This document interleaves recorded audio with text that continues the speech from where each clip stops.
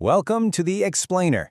Today we're stepping back in time to unpack a seriously thrilling historical case study. It's a story all about law, raw power, and the ultimate price of breaking a political contract. We're going to look at the dramatic and, quite frankly, messy fall of the Umayyad Caliph, Al-Walid II. Okay, let's dive right into this by asking the ultimate constitutional question. When a leader holds ultimate executive power, how do you actually hold them accountable? Can a civilization legally protect itself from a ruler who just completely goes off the rails, or is violence the only answer? Well, the Islamic civilization grappled with this exact issue centuries ago. Section 1. A Caliph Overthrown. To truly understand how this legal mechanism works, we're actually going to start our story at the very end, right at the bloody climax of a massive political crisis. The year is 1206 after Hijra, or 744 CE. We are out in the Syrian desert at the fortress of al-Bakra, and as a quick note, for this explainer, we're keeping our focus strictly on the physical history in the texts, so you won't be seeing any drawn portraits of the figures involved today. But just picture the ancient, sun-baked walls of this Persian-built fortress. Inside, the Caliph of the Islamic State, Al-Walid II, is totally trapped. Outside, the military forces of his own cousin, led by a commander named Abdulaziz, have him completely surrounded. The single most powerful man in the empire is suddenly, literally powerless. From behind those heavy fortress doors, the Caliph calls out to the rebel army, desperately pleading, "Is there anyone amongst you who is an honorable man of noble descent and who has a proper sense of shame, to whom I can speak?" It is such a stunning moment. Just think about how far the mighty have fallen here. The Caliph of the entire empire is begging for just one honorable man to negotiate with. So a rebel commander named Yazid bin Ambasa steps forward and delivers this absolutely devastating rebuttal. "We don't have any personal grudge against you. We are against you because you have violated the sacred ordinances of Allah." He then goes on to list the caliph's crimes: drinking wine, extreme debauchery, and holding the divine law in contempt. You see, this wasn't just a random military coup or some simple power grab. To the rebels, this was the execution of broken laws. Shortly after this exchange, the soldiers scale the walls, and the caliph is killed. Section 2. The Bay'a Contract. So how in the world did it get to this point? To understand why the caliph's own people felt completely legally justified in removing him, we need to transition away from that violent climax and look at the legal framework that governed the Islamic State. At the very heart of this entire system is a concept called the Bay'a. The Bay'a is a ruling contract that governs the relationship between the Muslims and the state, and the key word you need to remember here is conditional. A caliph is not an absolute monarch with some divine right to do whatever he wants. Not at all. He is an executive ruler strictly bound by this contract. So, the crucial point is that this contract has incredibly strict pillars. First, it must be freely given by the people of influence in society, a group known as the Ahlul Halli wal Aqd. Furthermore, the ruler is required to implement the Sharia, he must be capable of ruling, he must be mature, meaning he's reached puberty, and he must be adl, which means being just, decent, and possessing good moral character. Violating these pillars doesn't just get you a slap on the wrist, it has severe constitutional consequences. Section 3. The Rule Breaker. Let's move to the backstory and see how this all builds up, because Caliph Al-Walid II is about to provide us with a masterclass in how to break almost every single one of those contractual rules. To understand his rise, we have to look at the incredibly complex succession plan of the Umayyads. Al-Walid's father, Yazid, established a binding contract before he died. It legally forced his brother, Hisham, to become the next caliph, but with the strict stipulation that upon Hisham's death, power absolutely must pass back to Yazid's son, our man, Al-Walid II.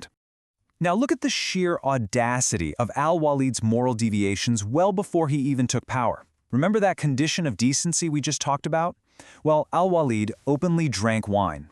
During a Hajj pilgrimage, he actually secretly smuggled hunting dogs in trunks. And get this, he audaciously ordered a massive dome-like tent to be pitched right on top of the sacred Kaaba so he and his friends could sit up there. Plus, he wrote poetry openly mocking the religion. According to the legal scholars of the time, this level of moral deviation entirely disqualified him from the imamate. His uncle, the sitting Caliph Hisham, was absolutely furious. When Al-Walid sent him a poem mocking the religion and boasting about drinking wine, Hisham responded with this really harsh rebuke. "Woe to you, Walid! By Allah, I do not know whether you are for Islam or not." Hisham desperately wanted to remove Al-Walid from the succession line because he was just so clearly unfit to rule. But here is exactly where the rule of law steps in. As unbelievably powerful as Caliph Hisham was, he was bound by the Sharia.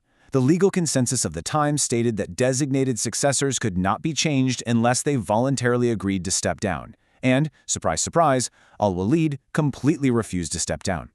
This is fascinating because it proves that even the Umayyad caliphs were not absolute monarchs. They had to adhere to the existing contracts. So in the year 125 Hijra, or 743 CE, Hisham dies. And despite literally everyone knowing his terrible character, Al-Walid II legally assumes the office of caliph. And as you might guess, he immediately makes everything worse. Once in power, Al-Walid embarked on a ruthless campaign of vengeance. He tortured and killed governors who had been loyal to his uncle. He ordered his own relatives to be whipped and imprisoned. But his absolute fatal legal mistake was attempting to force the people of influence to give the bay'ah to his two young sons. Remember the rules from earlier? A caliph must be mature. His sons hadn't even reached puberty yet. When a highly respected former governor named Khalid refused this blatantly illegal bay'ah, Al-Walid had him tortured and killed. Section 4. The Uprising. And this brings us right to the tipping point. The contract wasn't just bent anymore, it was shattered. The influential figures of society realized that this broken contract necessitated a massive response. As you'll see time and time again in history, when the influential figures of society withdraw their consent, a ruler's power evaporates incredibly fast. The powerful Yamani tribes, furious over the torture of their allies, threw their full support behind Al-Walid's pious cousin, Yazid ibn Al-Walid. Then, the head of the Umayyad family himself, Al-Abbas, defected. And once that happened, the caliph's military forces completely crumbled. The legal conclusion here is super important. Because Al-Walid crossed the red line of Sharia, his bay'ah contract officially became fasid, which means defective. Because he wouldn't change his behavior and because he was actively oppressing the people, the law strictly dictated that he had to be removed from office. Section 5. Impeaching a caliph. Now let's step back for a second and look at how this messy, violent historical reality eventually led to the evolution of a much cleaner legal impeachment process. During the Umayyad era, there was no independent Supreme Court to handle this kind of crisis, so it was left to the people of influence to orchestrate a military coup which, as we saw at the fortress of al-Bakra, resulted in the caliph's violent death. However, as Islamic governance evolved, a formal institution called the Mahkamat ul-Mazalim, or the Court of Unjust Acts, was conceptualized. In a future khilafah, this Supreme Court would have the sole authority to investigate and issue a formal judicial impeachment if a ruler broke the bay'ah conditions, completely preventing the need for violent uprisings. The new caliph who took over, Yazid ibn Al-Walid, perfectly understood this conditional power. In his inaugural speech, he explicitly told the people, "If I deviate, the bay'ah is not binding upon you." He openly and publicly acknowledged that the ruler is entirely subject to the law, not above it. But we have to be clear, the historical sources also offer a really stark, objective warning. The caliph effectively is the state. You cannot just remove a ruler because of unpopular policies or for some worldly benefits. Removing a ruler unlawfully or without the proper constitutional process almost always leads to fitna, meaning massive civil war and bloodshed. In fact, the instability caused by the assassination of Al-Walid II eventually contributed to the total collapse of the Umayyad dynasty. Which brings us to our final, provocative thought for today. If absolute power corrupts, how does a civilization legally protect itself from its own rulers? The bay'ah contract shows us that over 1,000 years ago, there were sophisticated frameworks designed to ensure executive accountability. The mechanisms back then may have been messy, but the principle was crystal clear. No one, not even a caliph, is above the law. It really makes you wonder how our modern institutions measure up when dealing with leaders who break their oaths, doesn't it? Thank you so much for joining me on this deep dive, and keep asking those big questions.